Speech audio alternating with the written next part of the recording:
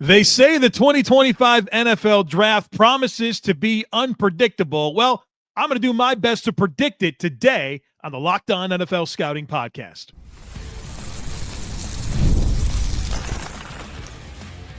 You are Locked On NFL Scouting with the Draft Dudes, your daily podcast for NFL and college football scouting. Part of the Locked On Podcast Network, your team every day. What's better than this? It's guys being dudes here on the Locked On NFL Scouting Podcast. We're the Draft Dudes. I'm Joe Marino from Locked On Bills, usually joined by Kyle Krabs of Locked On Dolphins, and we are your NFL experts here with you daily to talk team building across the league on the Locked On NFL Scouting Podcast with the Draft Dudes, part of the Locked On Podcast Network, your team every day. Want to issue a big thank you, shout out, and welcome to our everydayers, those of you who never miss a single episode. We appreciate y'all being here very, very much. Well, folks, welcome in. Just me today, and you'll hear from Kyle in a little while. We are doing individual final predictive mock draft episodes for you. And so I'm up first. Today, I'm going to give you my best guess as to how this thing unfolds on Thursday night. Speaking of Thursday night, Kyle and I are doing a live draft stream. You can follow along with us. We will be breaking down and reacting to every pick on Thursday night. We're going to live right here on the Locked On NFL Scouting YouTube channel at 8 p.m. Eastern time. So join us. Let's go on this journey through the first round of the 2025 NFL Draft together. Again, me and Kyle, like we normally do, going live and navigating through this landscape, this 2025 NFL Draft. That's always a ton of fun, and we are doing it for you again this year. Again, we're going live here on the Locked On NFL Scouting YouTube channel at 8 p.m. Eastern time. All right, folks, let's do it. My final predictive mock draft for 2025. And this is it's always pretty stressful to do this thing. I won the Huddle Report mock draft competition back in 2017, and I've been chasing my second ring ever since. And I'll tell you what, I feel like ever since my performance has not been as good. And the reason why is I get galaxy brained, I get big brained, I try to swing for the fences. And this year, my entire emphasis was just try to do the smart right thing. Just be logical with these picks. You don't have to come up with galaxy brain situations and hope that they hit. Just try to give yourself a good chance. Look at each pick, try to do something logical, not try to source out every nugget I could possibly get. So I'm really just trying to simplify things this year. And I didn't really chase down information and intel like I normally have. So let's do it. Let's work through the way that I see this mock, or the way I see this draft going on Thursday night. Well, it's not interesting at number one. That's going to be Cam Ward, the quarterback from Miami to the Tennessee Titans. We don't have to spend much time there. At number two, Cleveland Browns. I had them selecting Travis Hunter, the corner/receiver out of Colorado. I feel like this is kind of what it's expected at this point. Every indication is that they are zeroing in on Travis Hunter. You got the GM talking about Shohei Ohtani and Travis Hunter in the same sentence. Seems like that's going to be their guy. Obviously, they have a big need at quarterback, amongst other things, but got a special talent here in Travis Hunter. You could certainly see him being the pick for Cleveland at number two. I guess it gets a little interesting at number three, where the Giants are on the clock, and of course, a quarterback need, and you wonder about Shedeur Sanders as a possibility. I don't think that's what they're going to do. I think this, when you do stuff like that, when you reach for a need early in the draft, that's when you get in trouble. I'm fine with, prioritizing needs as you get further down the draft, but you're talking about number three, you cannot reach for a need. And I think very clearly the best player on the board is Abdul Carter out of Penn State. That's my selection for them. He's my number one player in this class. And they've got Brian Burns and Kayvon Thibodeau, and that certainly complicates things, but figure it out. I mean, you can't not pick Abdul Carter in this spot. And I think the Giants are a team that I look at as a possibility to maybe move back into the first round, come in for a Jalen Milroe, maybe a Jaxson Dart, but Milroe is probably the guy I would lean into. I'm not predicting that, but I could see them going a different route to find the quarterback solution, but they got to stick and pick Abdul Carter in this scenario. I think there's three blue chippers in this draft: Carter, Hunter, and Ashton Jeanty, and they need to pick Carter here. At number 4, the New England Patriots. I have them selecting Will Campbell, offensive lineman out of LSU. They've done a lot for their defense in free agency. I think they've done a good job. They haven't done a good job yet of really solidifying things offensively. I like Morgan Moses to help them at right tackle. Stephon Diggs is interesting. He's 30. He's going to turn 32 this year and hasn't really been the same down the field guy in a couple of years. But given the need that New England has at receiver, they needed to do something to take a swing, and they had all the cap space in the world. I understand the move. But I think it's got to be, this draft for New England's got to be about Drake May and building around Drake May. And they've got holes on the offensive line. They've got holes at receiver. Will Campbell feels like he's been the hot name for them. He's been the big-time offensive line name throughout the process. Really, whenever you started looking at prospects for this year's draft, Will Campbell was one of those names that you had to get to early because the expectation is that he's going to go high. Now, I'm concerned about the arm length. I'm concerned about the wingspan. I'm concerned about the body type at tackle. But I do think he's got a really high ceiling on the interior. I don't know if the Patriots or the league is going to agree with me. They may play him at tackle. And certainly if they're going to pick him number 4 overall, they should give him a chance to play tackle. And I think that's what he wants. But I think as a high IQ player, you're looking for foundational pieces for your roster in year 1 under Mike Vrabel, and I think Will Campbell can get that done for New England.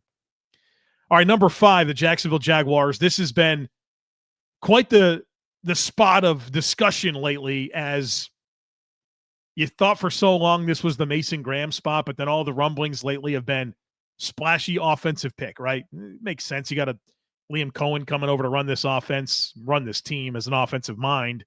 Trevor Lawrence, you really need to see him get back to those higher levels of play we saw a couple of years ago. And how do you support him the best? Well, I can understand the idea of an offensive player. I said there's 3 blue chippers this year. Hunter, Carter, and Ashton Jeanty. I have Ashton Jeanty as the pick for Jacksonville. Travis Etienne and Tank Bigsby, that doesn't move me off of this player, where I think he could be a focal point for an offense. I think you give Trevor Lawrence a run game, it's going to do a lot for this overall football team, much less Trevor and the offense in general. So I'm going to ride the wave here and lean into Ashton Jeanty as the pick for Jacksonville at number 5. That gets us to the Raiders at number 6. They could go so many different ways. I think they'd love to pick Ashton Jeanty. Well, he didn't make it in this scenario. Their corner room is a mess. But it feels like there's a lot of momentum right now for Kelvin Banks, this offensive lineman from Texas. Some rumblings with Colton Miller and the contract there. Any player that's on this roster was not brought in, except for the most recent additions. They were not brought in by this regime, right? Telesco was one and done here as this general manager. I don't think anything's safe about what's currently in place. Kelvin Banks just feels trendy. I'm leaning into the trend here of Kelvin Banks as an early pick to the Raiders. I could see Jahdae Barron out of Texas in this spot, but I'm leaning into the offensive line here as they traded for Geno Smith, and I think they really want to get things figured out on offense, and I think they have bigger needs. It's not what I would do at this pick, but it's the predictive path that I'm going to choose here for the Raiders. Jets at number 7. Interesting scenario for them. Mason Graham's on the board, the D tackle out of Michigan. All the offensive skill players at tight end and receiver are available. I don't think they have a meaningful passing game weapon outside of Garrett Wilson. So you could talk me into Tyler Warren here. You could talk me into a receiver, Ted McMillan perhaps. But this is Aaron Glenn. Aaron Glenn just came from Detroit. He knows the importance of the offensive line. Let's go with Armand Membu out of Missouri to be the right tackle here, opposite of Olu Fashanu. What an outstanding pair of young tackles that would be. Fashanu, Membu, you feel like you'd have the tackles in place for sure to give this offense a chance to get going with Justin Fields. I like some of the young players on the interior, and Vera Tucker and Joe Tippmann. You'd really build an offensive line that can give you something to hang your hat on and figure out the weapons here, with your other picks. That gets us to number 8. It feels like this is such a chalky pick, but I'm sticking with the Carolina Panthers and Jalen Walker out of Georgia. a guy that can play all over the front, stack backer on early downs, can rush off the edge, can rush from depth and interior gaps, high ceiling. Their defense was the worst in NFL history in terms of points. They need to keep investing on this defense so that there's less pressure on Bryce Young to go out there and have to score 1 million points to win a football game. So we are going to go with Jalen Walker here, the edge rusher from Georgia to the Carolina Panthers. All right, we got a ton of picks left to go through, obviously. The Saints coming up next, the Bears as well. We'll work through the rest of this thing on the other side of it. Folks, be sure to stick with me. The NBA playoffs are here, and FanDuel is giving new customers an incredible way to get in on the action. Right now, when you join FanDuel and place your first $5 bet, you'll get $250 in bonus bets if your bet wins. And I love how FanDuel makes betting so easy, whether it's picking my favorite team or diving into player props. From three-pointers to steals to assists, FanDuel has so many ways to bet on your favorite player props. Plus, after the game tips off, you can even combine live prop bets into a same-game parlay for a chance to win big. And, folks, I got a lot of great stuff over there for the NFL draft. If you want to get in on some props, some over-unders on draft positions that teams will draft in the first round. There's so much good stuff. I got in on that action this week, so check it out over at FanDuel. Don't miss out. Head to FanDuel.com and claim your $250 in bonus bets today. All right, our last pick was the Carolina Panthers at number 8. At number 9, we have the New Orleans Saints. And I have them sticking and picking Mason Graham, the defensive tackle out of Michigan. You know, I think there's a lot of scenarios where he hasn't made it this far down since he's been such a chalky pick for Jacksonville. But with Jeanty going to Jacksonville at 5, it's an interesting domino that reshapes the first round. And I think Mickey Loomis is a trench guy, right? They just always do. They pick O-line, D-line. And we had 3 offensive linemen already go, right? And that opens up the opportunity for Mason Graham to be the pick at number 9. I think that's a player that they won't be able to pass up on. At number 10, the Chicago Bears. Feels like the hot path here has been a tight end. I'm going to use that. I'm going to go Tyler Warren out of Penn State. And the Chicago Bears have made a lot of investments this offseason for their offensive line. And I think they can continue building around Caleb Williams under Ben Johnson with this tight end. And Cole Kmet's, he's a reasonable player, but he doesn't stop me from going after Tyler Warren, who's got the potential to be a true mismatch player, whether that's receiving down the field, whether that's blocking, whether that's yards after catch, tone setter type player.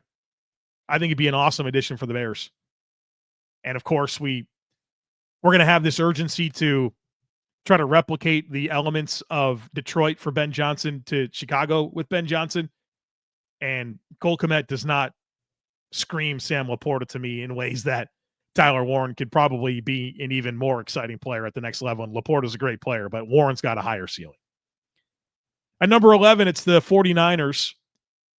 I'm going D-line here. I thought about Mykel Williams out of Georgia, and I might regret not giving them Mykel Williams, but I think they have bigger problems on the interior. Their D tackles are not serious to me. Well, let's take a step here and add Walter Nolan out of Ole Miss. It just feels like the skill set's too good for him to fall. I remember when we first did his evaluation, and we came on and we did an episode, Kyle and I really was like, why are we not talking about this guy's a high pick? You know, I know might be some personality stuff there or whatever, but this guy's highs are really special. And San Fran's got to get some players for that D tackle spot. They don't have a serious group right now. And I think they need multiple players at D tackle, and Walter Nolan would be one heck of a step in the right direction. Number 12, the Dallas Cowboys, going with Tet McMillan, receiver, Arizona. I think they need some more firepower for this offense. Not really much going for him outside of CeeDee Lamb. You know, some offensive linemen you like. Dak Prescott's, good starting quarterback, but who does he have to throw the football to? Jonathan Mingo? Come on now. CeeDee Lamb is the guy. What else do we have? We got to get some weapons in this passing game. And Tet McMillan as an outside presence, I think, helps unlock even more of CeeDee Lamb. And you made your head coach hire with Dak Prescott in mind, with Brian Schottenheimer. Let's give this a chance to work. Go with the weapon here And I like that Tech comes into a kind of an established situation. Not a first-year coach working with the quarterback. You got a big-time receiver in CeeDee Lamb. You got Dak Prescott. I think he can come in and not be asked to be like a true number one. The offense has to go through you. I like him a ton for Dallas. Miami Dolphins at number 13. And I think this has got to be Jahdae Barron, the corner from Texas. And I think Miami would probably like to move back if they can. But I think with Barron on the board at 13, this is too good of a player to pass up. I think Barron could be in play for the Raiders at 6, to be honest with you. But obviously, it feels like Jalen Ramsey's going to be traded. And what does that leave them at corner? Storm Duck and Artie Burns and Cam Smith and Kader Kohu? We can't go to war with that, right? Jahdae Barron gives them a versatile player, which is something I think they value under Coach Weaver. I think this is a great stick and pick scenario for Miami. They've got needs at D tackle, and I think there's a lot of depth at D tackle. They can focus on that day 2. Certainly can use some offensive line help. I think there's some good depth options in terms of the class depth options, guys that profile as starters that they can target on day 2. But Barron available at 13, I think, is a easy choice for Miami. Gets us to number 14, the Colts, and they got to be loving that Colston Loveland, the tight end from Michigan, gets to him. And look, it's interesting. Forecasting tight ends is difficult. Brock Bowers is about as good of a tight end prospect as we've seen. He didn't go in the top 10. So they're hard to project.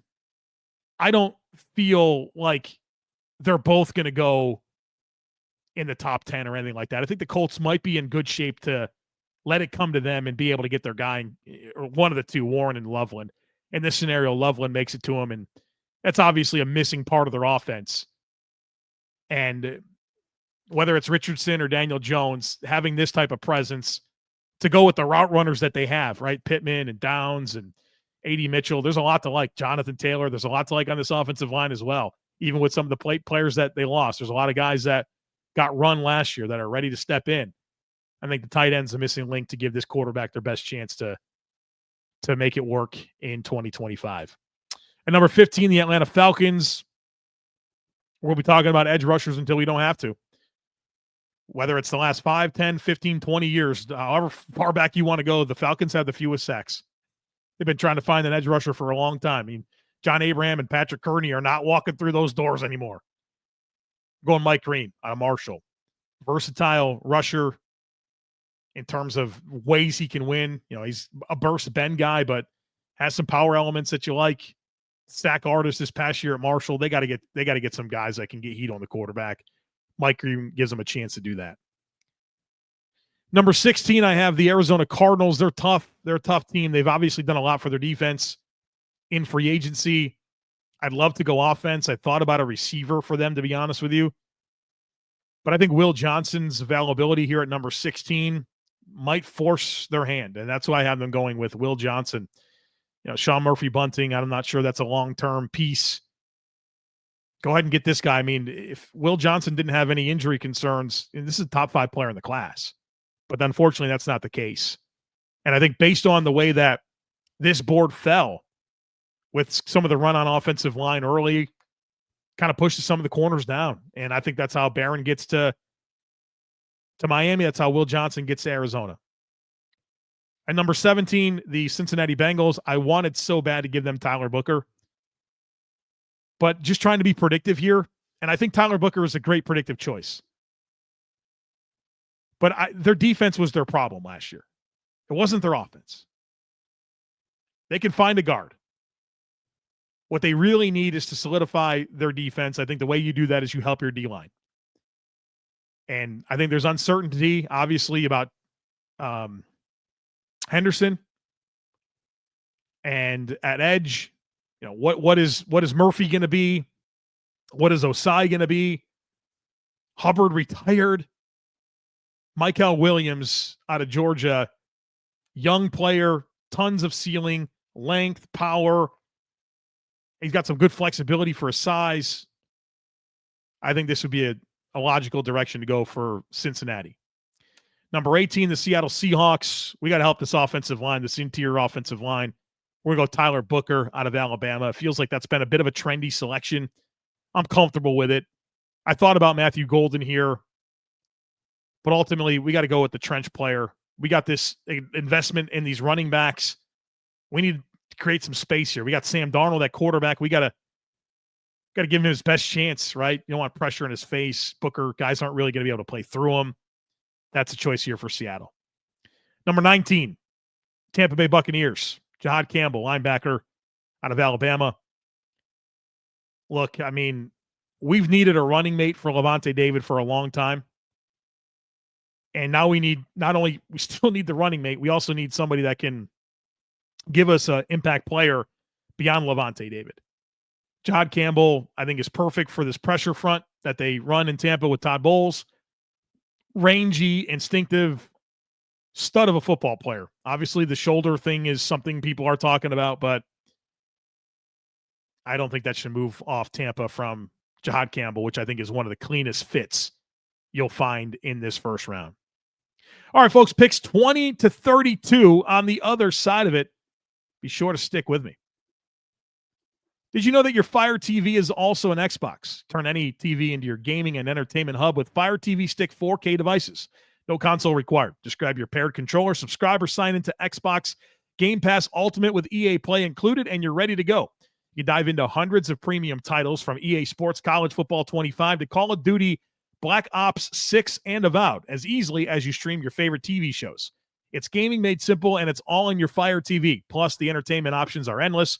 With 4K streaming, you can watch more than 1.5 million movies and TV episodes from your favorite subscribed services such as Netflix, Prime Video, Disney Plus, Max, and more. So head to Amazon.com/Fire TV Locked On to get started. Xbox Game Pass Ultimate subscription and compatible controller required. Available on select devices, including Fire TV Stick 4K 2nd Gen, Fire TV Stick 4K Max 1st and 2nd Gen, and Fire TV Cube 3rd Gen.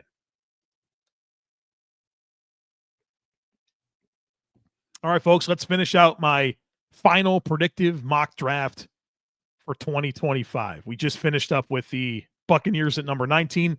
At number 20, it's the Denver Broncos. How about running back Travion Henderson out of Ohio State? This guy can come in and affect the passing game in a big way as a blocker and as a receiver. Explosive big play potential. And I think for Denver, I think they probably feel pretty good about their defense. They probably feel pretty good about their O-line. Let's get these weapons right around Bo Nix. And they signed Evan Ingram, who I think will help a ton, obviously, at tight end. Running back situations where you start to really feel like you can upgrade. And Henderson, very multifaceted weapon for this offense. Benefit to Sean Payton and Bo Nix. I think Marion Hampton's kind of been the name there, but I think Travion Henderson's where this is trending. Number 21, the Pittsburgh Steelers. How about this scenario? Shedeur Sanders is right there. That's the pick. Shedeur Sanders, quarterback, Colorado. Legacy team for the Sanders family. The need is huge. Steps in. Offensive line's in a pretty good spot. You know they're going to want to run the football with Arthur Smith.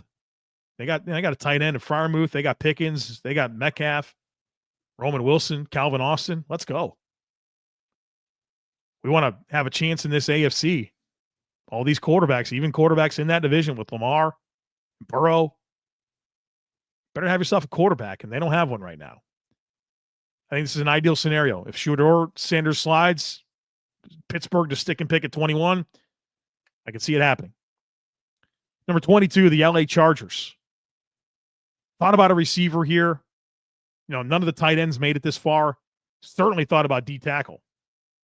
But we land on Omarion Hampton, running back North Carolina. Just feels like he's going somewhere in the first round. I had to find a spot for him. Greg Roman, Jim Harbaugh, we're going to want to run the football. Hampton, physical back, right? Looking for car crashes every time he pounds a rock.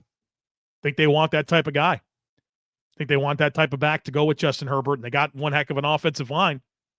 You know, you talk about the missing piece, get over the hump with your offense.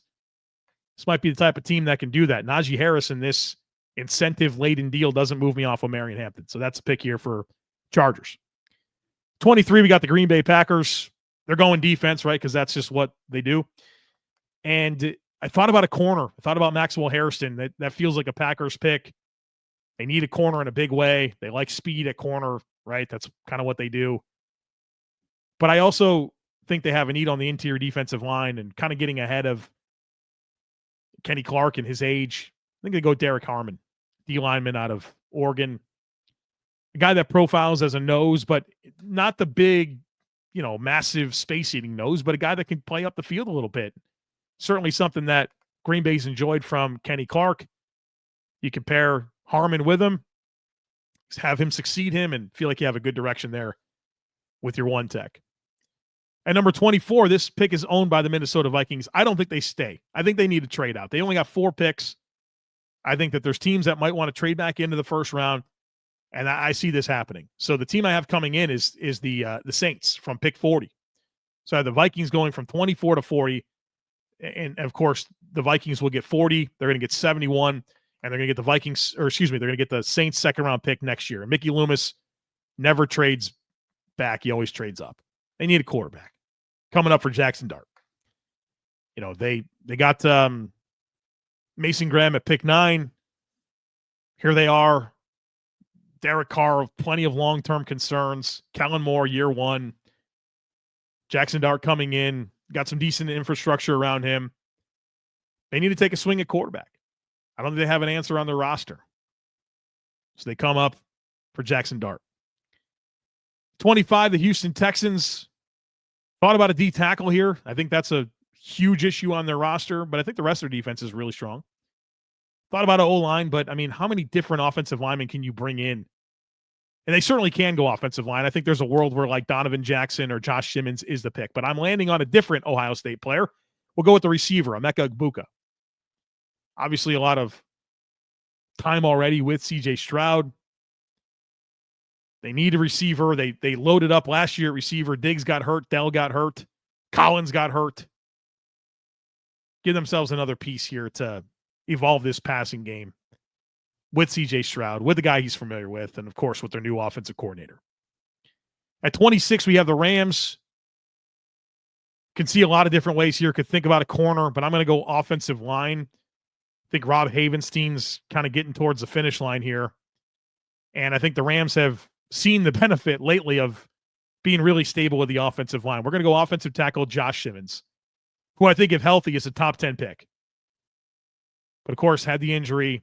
I think the Rams can wait on him and feel like they got plus value and their successor to Rob Havenstein at right tackle.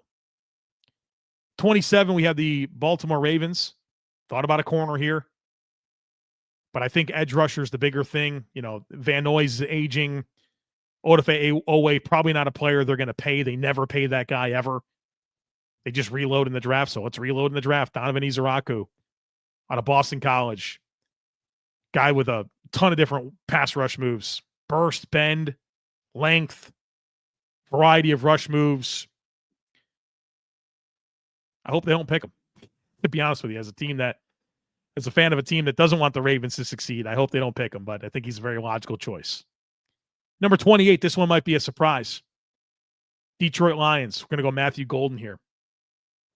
I think they want to trade Jamison Williams. I don't think they want to stay committed there. They got to pick up the 5th-year option, and so they'd be tying themselves on a hard cap number in 2026. J-Mo's had some goofy off-the-field stuff, maturity stuff. And Detroit has a ton of players that they are about to have to extend, and they just extended a bunch. Things are going to get tight in Detroit. I think it's a great opportunity to reset the money in that role, that deep, field stretching role. So I think Jamison Williams gets traded, and they avoid not only the 5th-year option, but the extension conversation there. They can't pay everybody. They cannot do it. And Jamison Williams feels like the type of player you let go.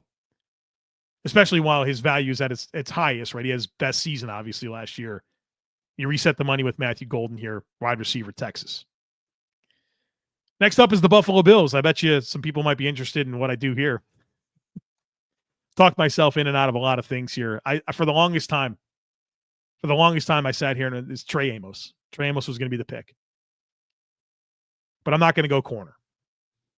I'm going to go with the D-line. And the reason I'm going to go D-line is because, I mean, if you've ever listened to Sean McDermott and Brandon Beane talk about team building strategy, they always say we want to be strong up front, trenches, trenches, trenches, trenches, trenches. And there's been times where I think the need at corner has been more significant than it has been right now. And they didn't pick the corner. I just don't, I'm not fully, I think there's a good chance. I'm not fully convinced they're going to go corner over D-line. The biggest need that this team has now, in my opinion, is D-tackle. Whether we like it or not, I think the Bills have some level of comfort in Trey White and Dane Jackson being in this mix at corner with Christian Bedford. I think they're going to draft the corner on day 2.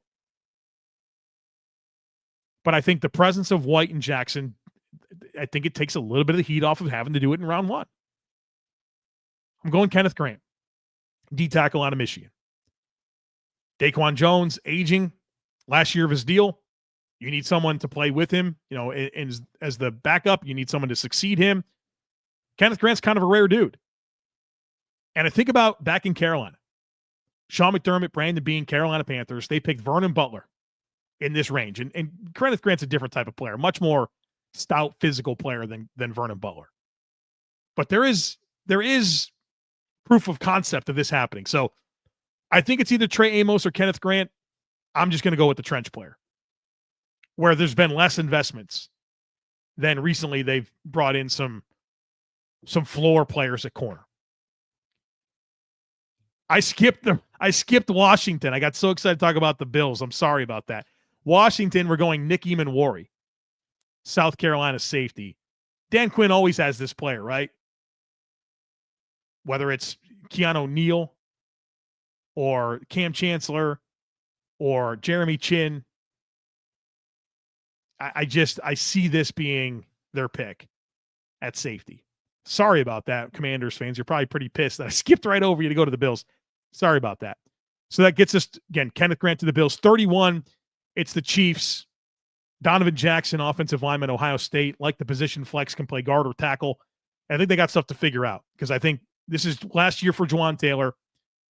They have an open spot at left guard where Kingsley Suamaitea is penciled in.